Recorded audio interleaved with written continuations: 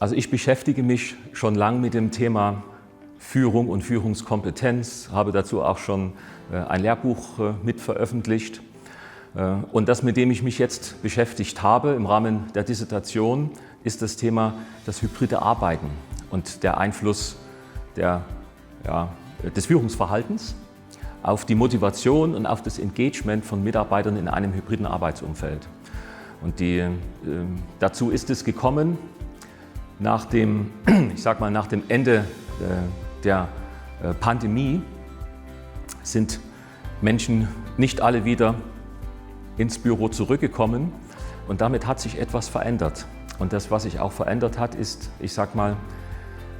die Art und Weise, wie man Leistung bewertet. Was man früher mit einem Blick im Büro erfasst hat, erfasst man nicht mehr, wenn das Büro halb leer ist. Und dazu braucht es andere Methoden, um so etwas zu tun. Und es ergeben sich auch andere Abläufe, wenn Mitarbeiter manchmal da sind, manchmal nicht da sind. Damit verschieben sich auch Zeiten für Kommunikation. Man spart sich Meetings auf den Tagen auf, wo alle anwesend sind, und dann werden die Tage auf einmal stressig und das findet man blöd. Also es hat eine Reihe von Effekten, die das hybride Arbeiten mit sich bringt. Und das hat noch keiner so richtig untersucht. Und das war meine Intention, da mal mit dem Suchscheinwerfer genau drauf zu leuchten und zu sehen, was ist es eigentlich, was das hybride Arbeiten auf der einen Seite bedingt beeinflusst und auch auf der anderen Seite, an welchen Schrauben man drehen kann, um das für alle irgendwie besser zu handeln. Es war übrigens eine Empfehlung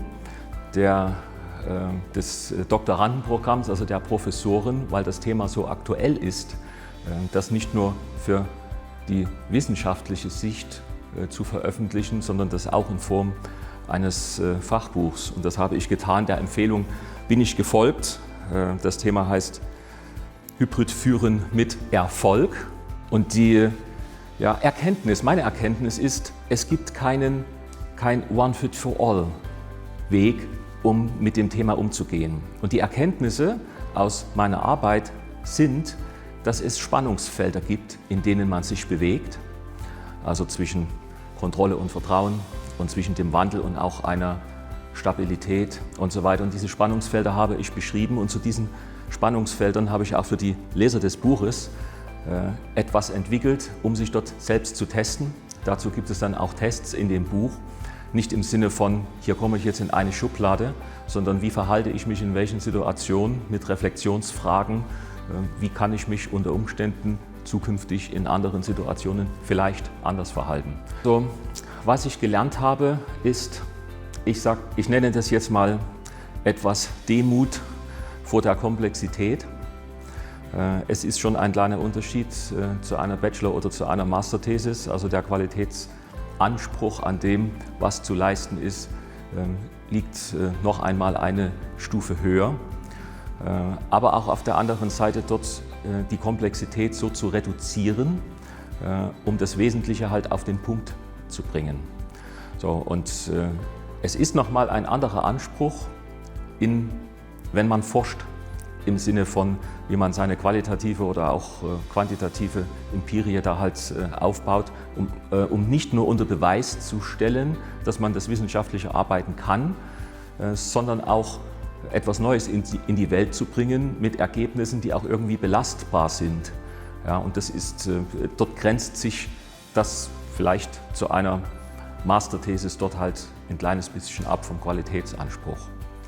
Und das, was mir in dem Programm geholfen hat, ist eigentlich, muss ich jetzt sagen, im Nachgang, das Come Together, also das Event, wo wir jetzt hier auch gerade sitzen. Ich habe mir das für das Ende meines Ausbildungsprogrammes aufgehoben, und im Nachgang war das ein Fehler. Und meine Empfehlung ist, macht das zuerst, weil da kommen Informationen und man kann die Erfahrungen mit anderen sozusagen halt teilen, und das hätte mir vielleicht hier und da etwas in meiner Arbeit geholfen. Aber wir betrachten das unter reflektiertem Scheitern. Es ist ja jetzt nicht schief gegangen, und manchmal lernt man auch durch Schmerz.